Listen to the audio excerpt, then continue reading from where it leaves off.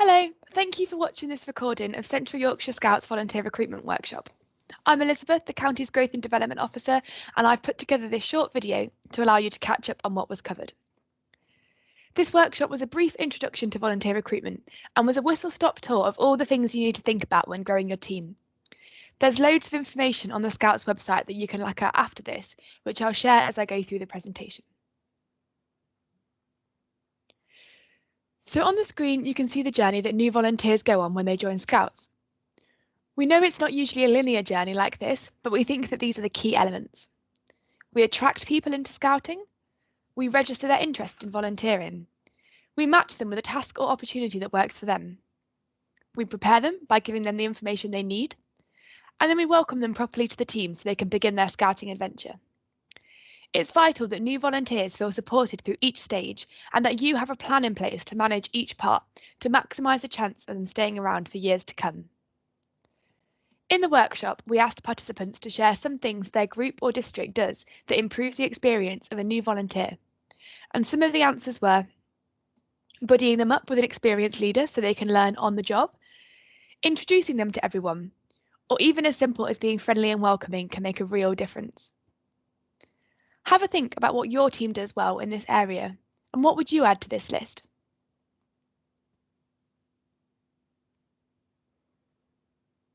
With that in mind, we went on to listen to Rachel's story. This is a combination of a few people's experiences and how they felt when they first encountered Scouts. It's a worst case exaggeration, but it's important to think about how others might experience Scouting from the outside. As we listen to this, think about what was good, what was bad, and what would you change?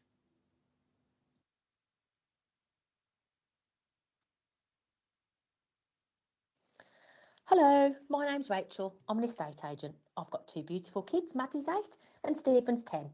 We moved into the area recently and we don't know anyone, and I thought Scouts might help the kids make friends.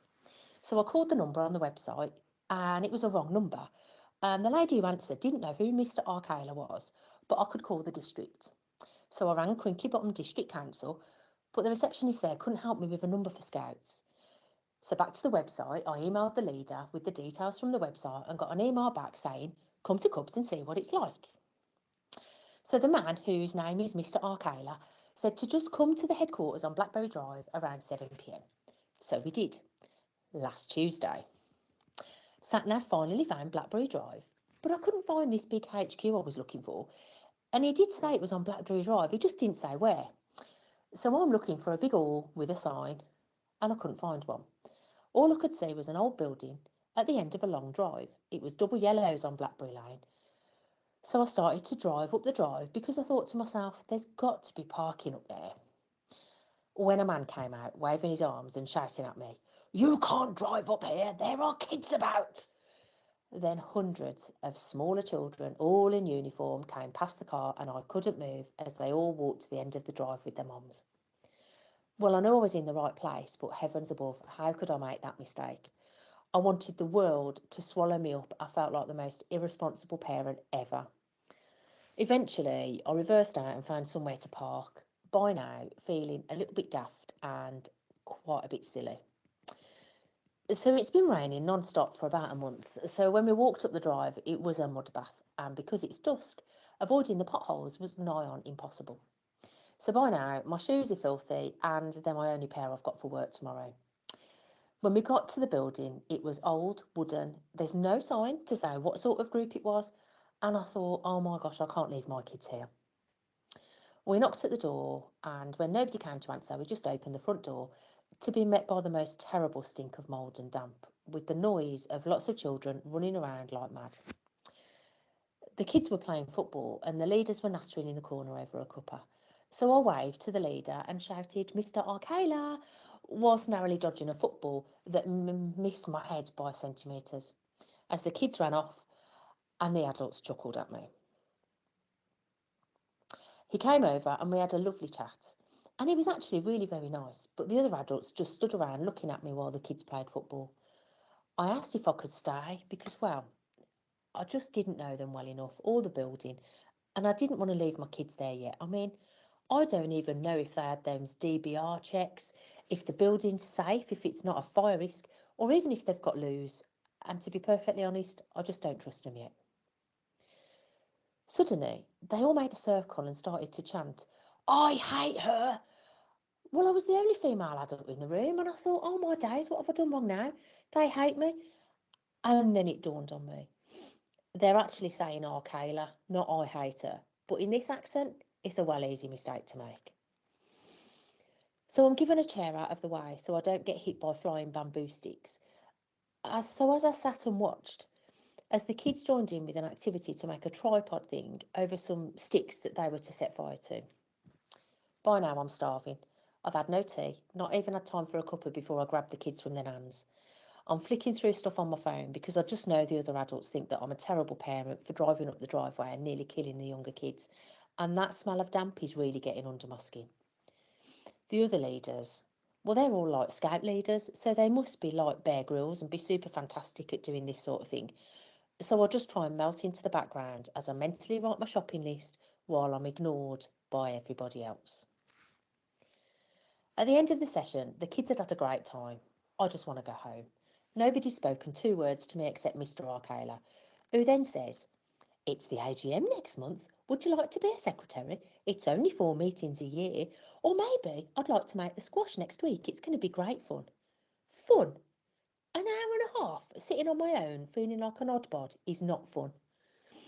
I can see the other leaders all chatting and I just know they're talking about me. So I'll just nod and quickly get out of there. By now it's dark and there are no lights on the drive, so we don't see the pothole and we all step into it and get soaked. So that's my new tights laddered as well. Fortunately, the kids had a great time and want to go next week. However, I'm already dreading having to sit for another hour playing with my phone. So I wonder if I could drop them at the end of the drive, or maybe I can take my laptop and I can do some emails. I'm going to need my phone to do my emails though, and I bet they don't even have Wi-Fi.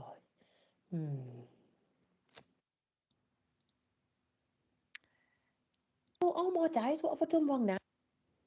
So, hopefully you were able to identify some areas that could have been improved for Rachel. Some suggestions from the workshop were improving signage at the hut, or Mr. Arkayla could have a welcome email with better instructions in his drafts ready to send to any potential inquiries, or even just introducing Rachel to all the leaders so making sure they all know who she is. We're all responsible for people's first experiences in scouting. Have a think about what your responsibilities are in your role.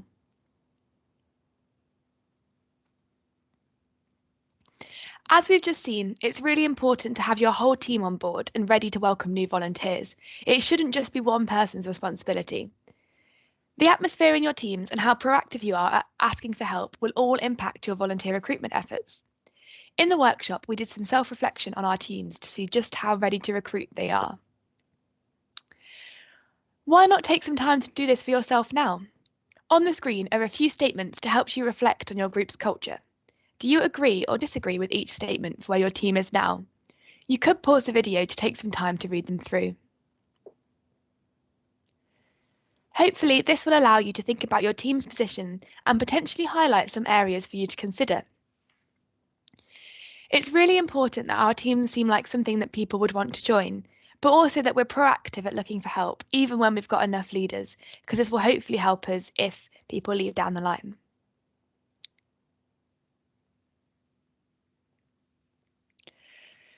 So now we're going to look at how we talk to potential new volunteers. It's really easy to ask people if they'd like to be a scout leader. To us, this seems like second nature, but to someone who hasn't experienced scouts before, it could come across as a huge thing that seems impossible. Think about a different scenario. If your son or daughter wanted to join the local rugby club, and when you went along to sign them up, you were asked to be head coach, what would you say? I think for me, even if they asked me to be assistant coach, I would run a mile. What do I know about coaching rugby? However, if the rugby club asked me to get involved in a way that worked for me, for example, helping to keep the records together or running the warm-up on a Saturday before the game, with a bit of help and training, of course, then I'd definitely consider it. And I'm sure it wouldn't be long until I had a more official role. We need to think about our language and what we actually need people to do for us. It can work well to break our roles down into tasks that people understand and feel they can do or take on, and asking them to help with this rather than taking on a role right from the start. Some other things to keep in mind when speaking to prospective volunteers are pick the time that's going to be best for them and for you. At the end of the night, when picking up children and they haven't had their dinner yet, might not be the ideal time. Don't be apologetic when asking. We're giving them an amazing opportunity to help people, and we want them to love it as much as we do. Be mindful of who's doing the ask. So, is there somebody in your team that's particularly enthusiastic and engaging and great at talking to people? And finally, jargon can be confusing, and that's something we've got a lot of in Scouts. So just be mindful of the words you're using and any acronyms you're using if you're talking to somebody who is outside the movement.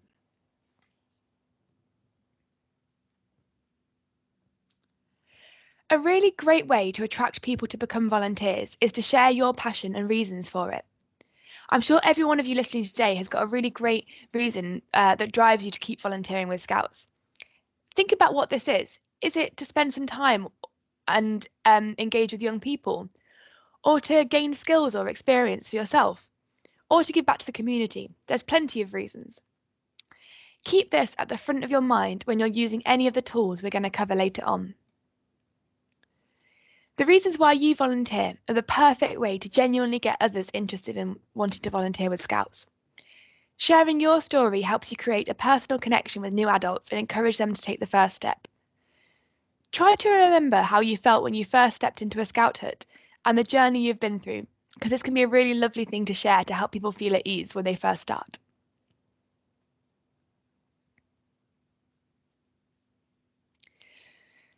There are a number of tools that we can use to attract potential new volunteers.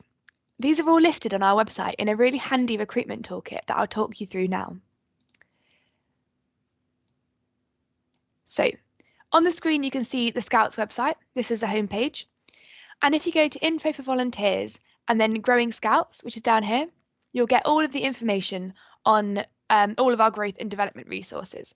So whether that's getting more volunteers involved, connecting with your community, or getting more young people involved, you can see there's plenty on there. But today, we're going to be looking at this link at the top, the Recruitment Toolkit.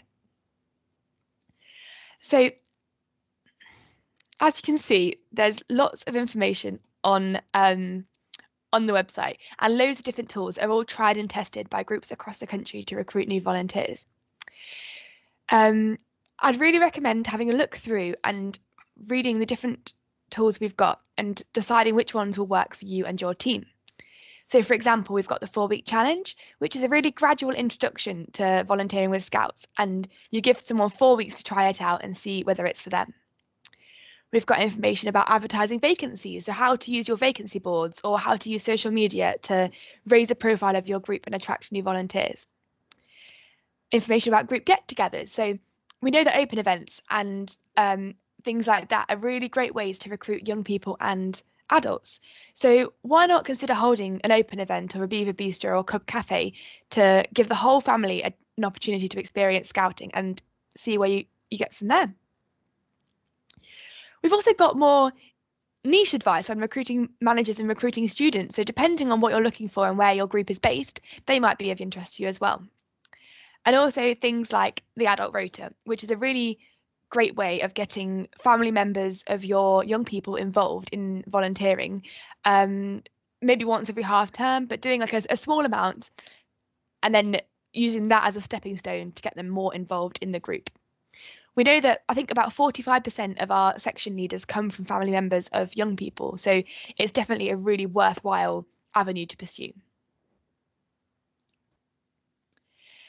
So take some time to look through them and try different ones, try ones you've not tried before maybe, or even ones you have tried before, and see if a change in circumstance might make them a success.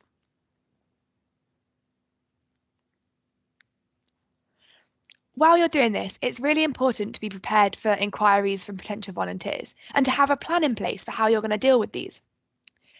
Having a plan in place and an idea of what you're going to be looking for before you start recruiting will help you give all volunteers a consistent experience and improve your chance of getting a yes to volunteering. So some things to consider are have an idea of what you need, so what skills or characteristics you're looking for before you start any advert. Have a plan for how and when and who is going to respond to inquiries. It's really key to reply to any inquiry quickly to capture their initial enthusiasm. You could have an automatic response that replies to emails or social media messages to let any inquiries know that you've received their email and will reply within however many hours you think is suitable for you. Think about what you want to know from them. Like, what questions are you going to ask them, and what do you need to find out before they get started? Have plans for how you're going to handle different types of inquiries. For example, an in-person inquiry at a community event, or an online one through the Joining Us inquiry form on the website or through social media. Do you have the right details on any joining forms or websites or online? It can be really helpful to use a generic email address for this, so that it doesn't matter if your team changes and your personal email isn't out there on the internet. And finally, think about who's going to proofread and check that any data is correct. It seems simple, but it's a really key thing for success. So that brings us to the end of the workshop. Thank you for listening. For any further support, please take a look at the web pages I showed you earlier. I'll link them in the caption of this video.